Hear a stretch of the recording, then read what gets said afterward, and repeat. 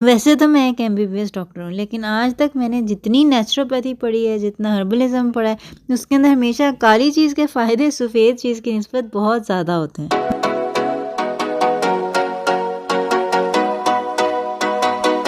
अस्सलाम वालेकुम वरहमतुल्लाहि वबरकातुहू। हीलिंग जामा क्लिनिक से मैं डॉक्टर अस्मा महमूद हूँ और आज हम बनाएंगे कांजी। ये काली गाजरों से बनती है और इससे पहले मैं बहुत सारे प्रोबायोटिक्स बनाने सिखा चुकी हूँ और ये हमारे क्लिनिक में भी मिलते हैं, जैसे कि साकराउट है। और साकराउट भी मैंने ग्रीन वाली गोभी से नहीं बनाई, ये मैंने पर्पल वाली बंद गोभी से बनाई हुई है, क्योंकि हमेशा जैसे मैंने बताया कलर जब होता है ना तो उसके अंदर एंटीऑक्सीडेंट्स ज़्यादा होते हैं। यानी कि ग्रीन वाली गोभी से बनी साकराउट्स में आपको प्रोबायोटिक्स तो मिल जाएंगे, लेकिन पर्पल वाली गोभी से आपको एंटीऑक्सीडेंट्स भी बहुत सारे मिल जाएंगे। मेरे ख्याल से सिर्फ एक चीज़ ऐसी है जो मैं सफ़ेद कलर में रिकमेंड करती हूँ और वो है मिल्क कीफ़र।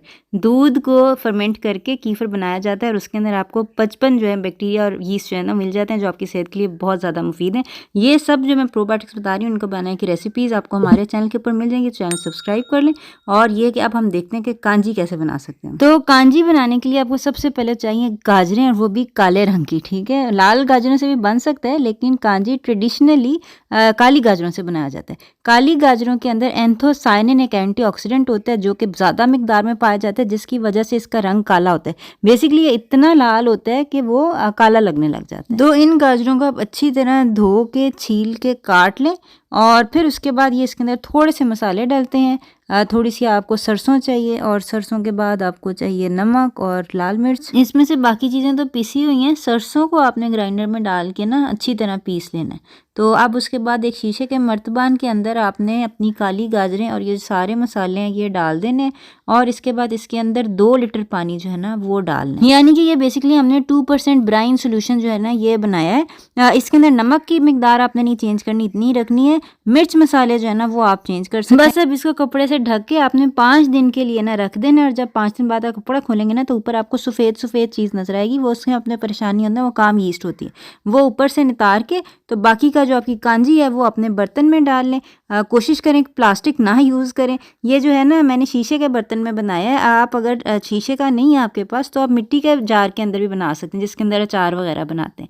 तो बहरहाल ये है कि ये अब आपकी 6 महीने तक कांजी ठीक रहेगी। बाकी ये कि काली गाजरें जैसे मैं बताया ना इसके बहुत सारे फ़ायदे हैं, आंखों के लिए बहुत अच्छी हैं। जितने फ़ायदे गाजरों के हैं ना उससे 100 गुना ज़्यादा फ़ायदे काली गाजरों के।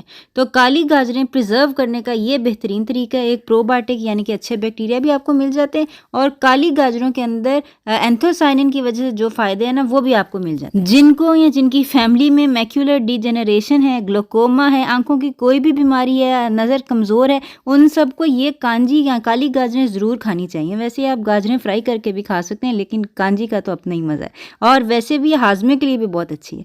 तो ये मौसम बहार में ही कांजी आती है, काली गाजरें सॉरी आती हैं, और ये कांजी बन सकती है।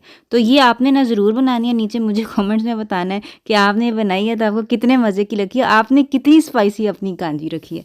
तो अपना ख्याल रखिएगा, मुलाकात होती है। अस्सलाम वालेकुम वरहमतुल्लाहि वबरकातुहू।